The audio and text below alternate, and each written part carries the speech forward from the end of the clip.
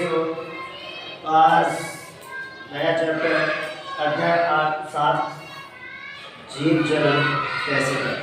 तो सबसे पहले हम बात करते हैं इस जनन के परिचय के बारे में कि हमें इस जनन में पढ़ना क्या क्या है, ठीक है ना। तो सबसे पहले देखते हैं जनन का परिचय, यानी जनन क्यों आवश्यक है। तो बेटा अगला जनन के प्रकार, जनन कितने प्रकार का होता है? जनन 2 प्रकार का होता है, लैंगिक जनन और अलैंगिक जनन, यह हमें पढ़ना है, ठीक है। दूसरा है पुष्पीय पौधों में लैंगिक जनन, यानी पुष्पों में भी हमें लैंगिक जनन ही पढ़ना है, ठीक है। अगला टॉपिक है मानव में जनन। अब मानव में एक तो नर जनन तंत्र पढ़ना है और दूसरा माता जनन तंत्र पढ़ना है, ठीक है ना। और इसके बाद जनन स्वास्थ्य, अब जन्म की है तो स्वास्थ्य जरूरी है, ठीक है ना। अगला गर्भ निरोधक उपाय, यानी गर्भावस्था को रोकने की उपाय भी पढ़ना है। इसके पश्चात पढ़ेंगे भ्रूण हत्या, यानी भ्रूण हत्या के लिए कारणों से, ठीक है ना। तो इसके बारे में अपन देखते हैं। तो बेटा हम बात कर रहे हैं जनन, इससे पहले जनन का हमने परिचय देखा था। आज बात करते हैं कि रिप्रोडक्शन होता क्या है, जनन किसे कहते हैं। भाई जनन हर जीव कर रहा है जनन, चाहे पेड़ पौधे हो, जीव जंतु हो, मनुष्य हो, कोई भी हो, एक कोष की जीव क्यों ना हो, कोई क्या करता है? जनन करता है। लेकिन जनन से हमें मिलता क्या है? जनन से हमें बेनिफिट क्या है? पूरे जनन से हमें, से कोई भी मनुष्य जनन कर रहा है तो शायद वो अपने अस्तित्व को बचाने के लिए ही कर रहा होगा, अपनी पीढ़ी को निरंतर तक चलाने के लिए ही कर रहा होगा। तो जैसे मान के चलो कि मेरी से हो गई शादी हो गई तो मैं भी क्या करूँगा? जनन करूँगा। क्यों करूँगा? क्योंकि मेरा जो पीढ़ी है, मेरा परिवार है, वो आगे बढ़ सके। जैसे बाबा थे, बाबा ने शादी की, फिर पापा ने की, फिर हमने, फिर हमारे बच्चे होंगे, उनके बच्चे, धीरे धीरे जनन कर। तो जनन में क्या होता है बेटा कि कोई भी जीव अपने समान संतति उत्पन्न करता है, तो क्या होता है? जनन। देखते जरा, वह जनन प्रक्रिया है जिसके द्वारा कोई भी जीव पादप व जंतु, पादप हो या जंतु, अपने ही समान किसी दूसरे जीव को जन्म देते हैं, जनन कहलाता है। यानी अपने समान ही देता। ऐसा थोड़ी है कि चलो भैंस की कहीं आपने सुना है कि गाय पर नहीं हुई, सर्प नहीं, एक बच्चों को जन्म दे दिया, ऐसा सुना है? नहीं सुना।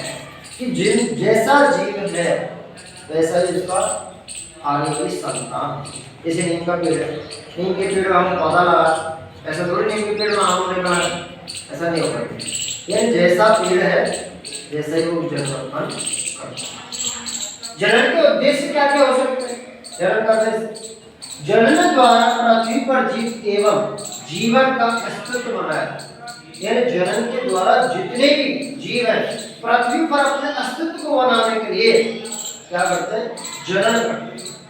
अगला प्रश्न, जनन से ही जीवों की प्रजातियों की निरंतरता बनी रहती है जो विलुप्त होने से बच। अगर पहले क्या थे बेटे? डायनासोर थे, तो उन्होंने भूखमरी के कारण वो अपने आप को खाने लगे, जनन में कोई ध्यान नहीं दिया, जनन नहीं कर पाए, तो धीरे धीरे उनकी जाति क्या हो गई? विलुप्त हो गई। अब जैसे टाइगर है अपने भारत में, टाइगर भी धीरे धीरे क्या हो रहा है? विलुप्त होते दिखाई दे रहे, क्योंकि इतनी प्रजाति नहीं है, प्रजाति नहीं है, विलुप्त हो जाएंगे। और हम पढ़ते रहेंगे किताबों में, एक टाइगर था, टाइगर जंगल का राजा था, ठीक है ना। तो बेटा जीव जो भी जनन करेगा वो अपनी प्रजाति को निरंतरता से बनाए रखती है और विलुप्त होने से बचाता है, ठीक है ना। अगला जनन द्वारा ही जीवों के लक्षण एवं विभिन्नता एक पीढ़ी से दूसरी पीढ़ी में पहुंचाते हैं तथा जीव का विकास होता है।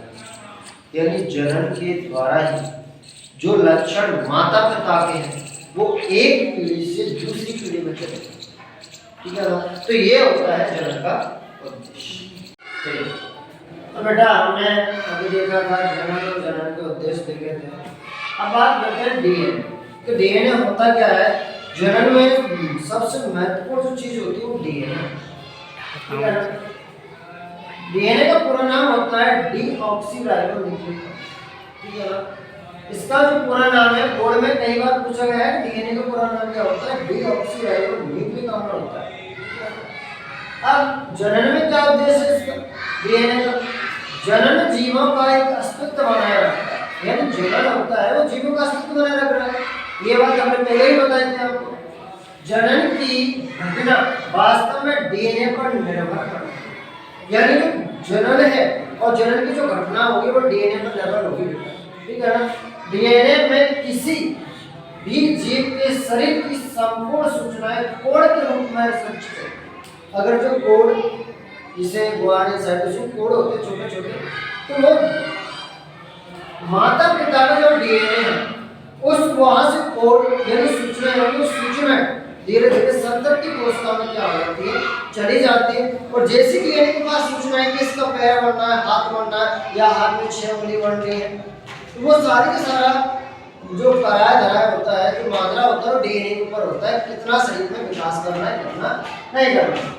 दूसरा है जब हमारा शरीर कोशिकाओं से मिलकर बना है, शरीर में जो भी क्रिया होती है वो किसी न किसी कोशिका में होती है, यानी बेटा जो शरीर है वो कोशिकाओं से मिलकर बना है, और जो भी क्रिया होगी तो अपन कोशिका, जो भी क्रिया होगी वो कोशिका में ही होगी, ठीक है ना। कोशिका की यह जानकारी उसके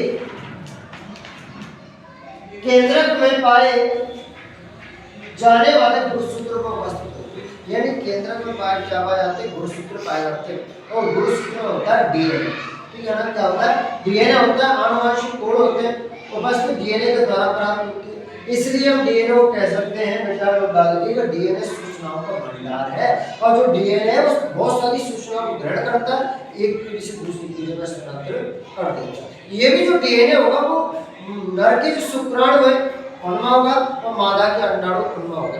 नर के शुक्राणु मादा के अंडाणु से मिलेगा तो वहां भी डीएनए का स्थानांतरण हो जाएगा। तो इस प्रकार से एक पीढ़ी से दूसरी पीढ़ी में जो डीएनए है वो स्थानांतरण होता चला जाएगा, ठीक है ना बेटा। तो अगले टॉपिक की ओर चलते हैं, इतना स्क्रीनशॉट लीजिए।